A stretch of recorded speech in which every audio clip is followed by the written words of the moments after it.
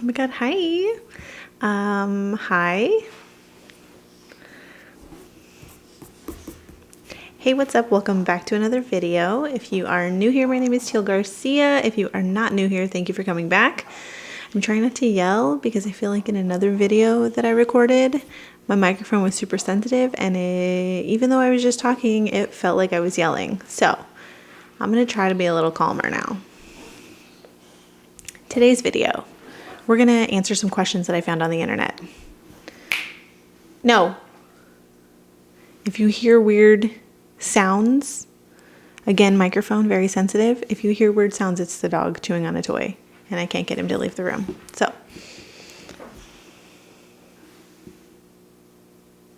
anywho, yeah, we're gonna answer questions from the internet today. What that means is I'm in tons of Facebook groups and tons of Facebook groups. And I am just, as I find interesting questions, I screenshot them. I keep them anonymous. I'm not going to say what group they're in. I don't want to get kicked out of groups because of people questions. They're just interesting questions, especially questions that I see multiple times. And I don't know, I just figured it's a good place to answer them on a video because I feel like if they have those questions, maybe you have those questions too. All right, let's see. Got them screenshotted here.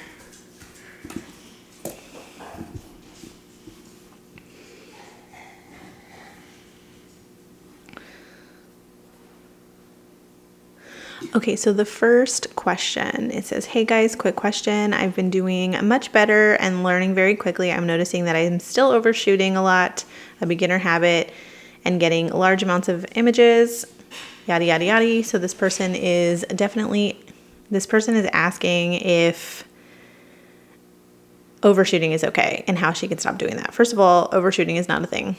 I 1000% stand behind that. I can shoot anywhere from 800, 900 photos to 1200 photos in a 1 hour shoot. I don't know why. I guess so wear and tear on your camera would be the concern there.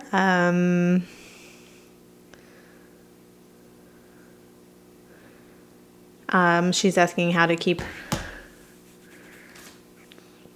and she's not so the person asking this question is mostly just curious.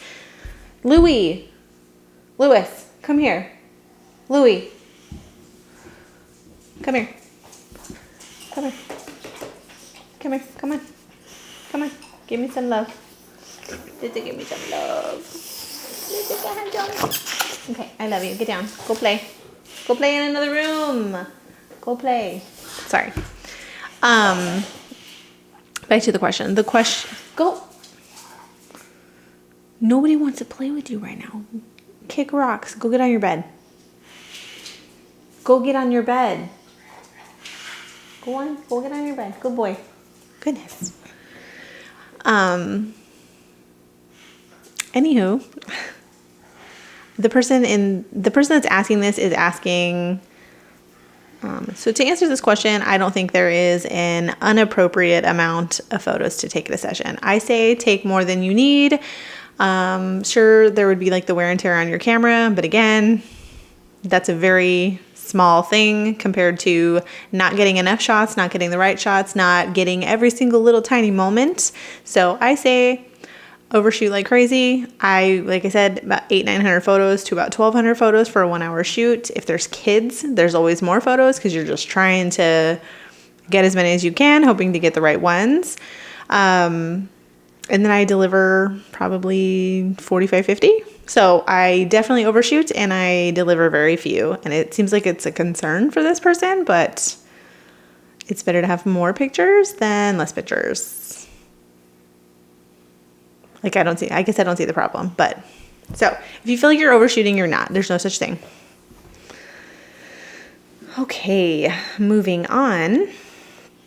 Next one. Hello, curious question. I normally shoot in manual mode, but got told that I shouldn't turn off the camera in manual. I should put it in a different setting before doing so. Well, I've always done it. Kind of didn't know any better. My question would be, is it hurting my camera? Should I seriously not be leaving it in manual when turning it off? Does it do damage over time? Why can't I leave it in manual? I don't know who told you that. Faceages. I don't know who told you that. That is absolutely not a thing. Maybe it was a thing. I can't even think. Like old film cameras, maybe. I don't even think it was a thing then. I think that's just somebody wanting to sound like they know what they're talking about. So yes, I think you can turn your camera off in manual mode. You can turn it off in auto. You can just, when you're done with your camera, turn it off. Yeah, doesn't matter.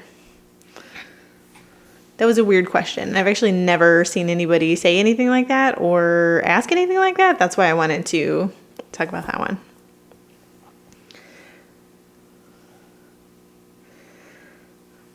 Okay. Moving on. I'm hoping someone could help me with this question, but recently I read that someone did a photo shoot for an event for free, and everyone was saying how they could use it on their taxes. Well, I recently did a photo shoot for free for my local church and was wondering if I could use it for my taxes or not. So the question is, could I turn that in even without the, about getting something, okay, sorry. Next one. I am hoping someone can help me with this question, but recently I read that someone did a photo shoot for an event for free and everyone was saying how they could use it on their taxes. Well, I recently did a photo shoot for free for my local church and was wondering if I could use it for my taxes or not. Unfortunately, they didn't give me any paper or anything I could use in case I could use this for taxes. So the question is, could I turn that in even without proper documents? So without sounding like a tax expert, I've done photography for a long time, so I've dealt with all the tax stuff. Again, not a tax expert, so it would be something to clarify with your tax professional. If you don't have one of those and you're running a business, you're crazy. But no. So the only thing that you can write off in photography, you can't write off a service. Like you can't write off anything you didn't spend money on, if that makes sense, other than mileage. So whatever mileage you drove to get to the church. Again, apologies if you can hear my dog. Hey, lay down. So you could write off the mileage to the church. You could write off anything that you purchased and you have a receipt for, but you cannot write off the gift of a service, unfortunately. Again, check with your tax expert, but that's always what I've been told. So if I gift a session or run a giveaway for a free session, which would be a $500 value, I cannot write $500 value off of my taxes. I can't say this because it didn't cost you $500, if that makes sense. So my mileage going to and from that session, if I had to buy another battery for something, if I had to pay to get into the park to shoot the session, anything that goes along with it that you had to pay for, yes. Again, not a tax expert. That's just my understanding of that. You cannot write off free stuff.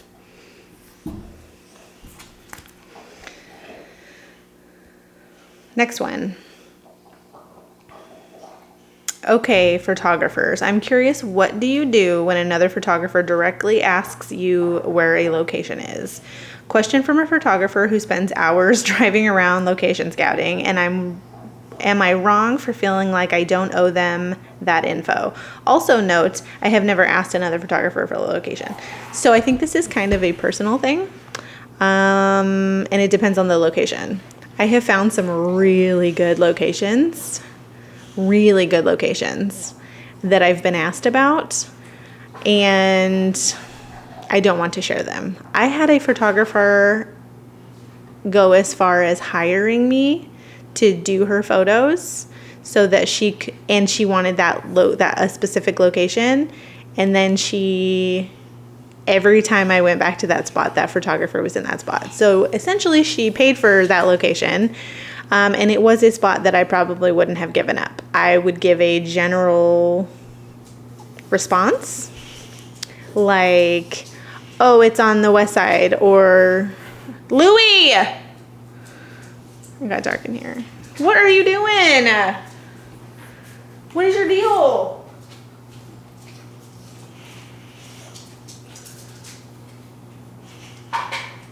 Kick rocks, bud.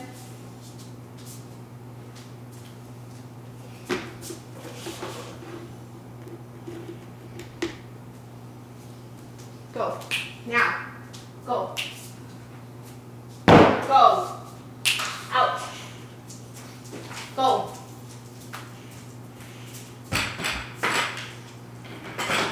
Stay.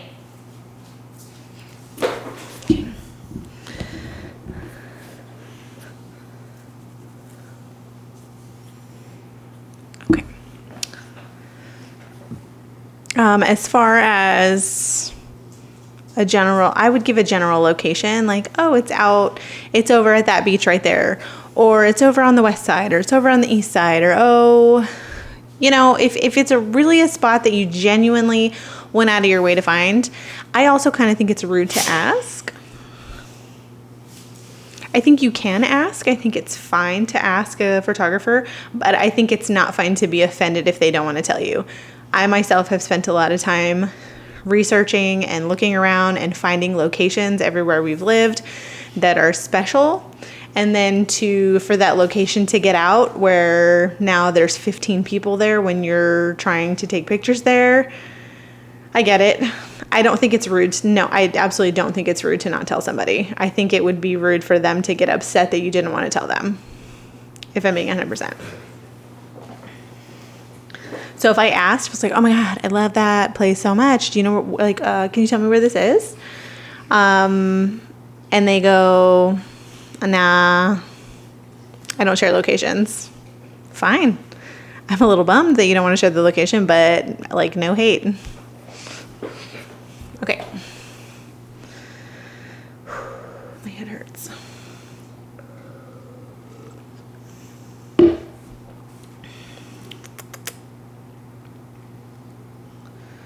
Okay, I have two more.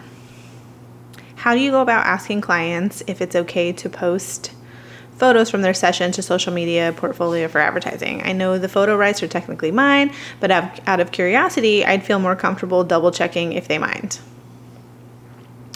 So my thought on this is to ask at the session. So ask and decide how you're going to ask. Don't ask if they're okay with you sharing the photos. Ask if they would like public previews. Meaning, would you like some previews? I post previews on my Facebook page and my Instagram. Would you like previews? You're more so going to get an answer of yes, because they're going to want to see them too. And that's personally how I send previews. So if they say no to that, then they're not going to get any previews. That might sound mean, but I'm not going to stop what I'm doing if I can't post them. I guess is that what I mean? So again, that might seem mean, but I'm only going to post previews or send previews if they're going to be public, because they're probably photos that I love and that I'm proud of, and I want to share them with the world. And if I can't do that, then you can wait for your photos. Again, let me know if I'm an asshole for that. Okay, now I have two more. I was just kidding before. How long after you send a gallery to clients are you supposed to keep those photos on hand? Just kidding, starting over.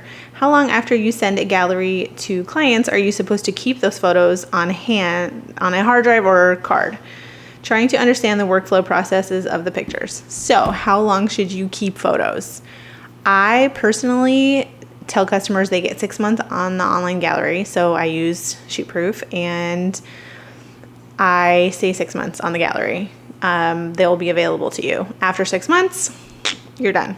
I promise that I back them up for 1 year, meaning I put them on a Dropbox and a hard drive, and I guarantee them for a year. If they come to me 6 years from now and they want their photos, do I have them? Yes. Do they need to pay to upload them? Probably. The reason for this is because I have to dig for them.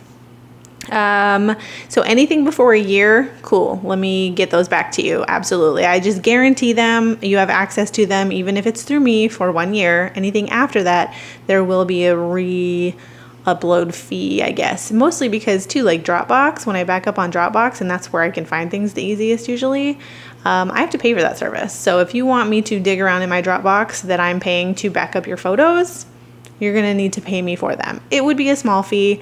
I think I've never had to really dig anybody's photos out, but I have had to reprint a book for someone. So I had their book pages, like their album, I had their album pages saved in the Dropbox. So I had to re-upload those and reprint an album. And there was a small fee higher than the price of the album that I did charge them for kind of digging through and finding what we needed to print. You know, you need to be paid for your time, essentially.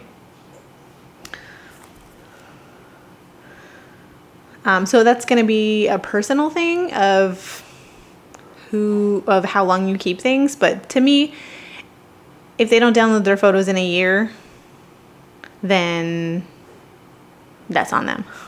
You know, I only guarantee it for a year. Do I have them? Probably, unless something happened, but they should have done something with them in a year. Okay. The last one I don't actually have anything to put on the screen.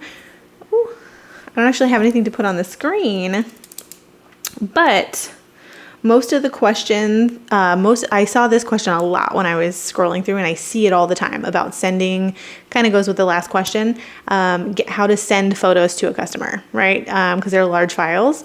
I personally recommend Shootproof.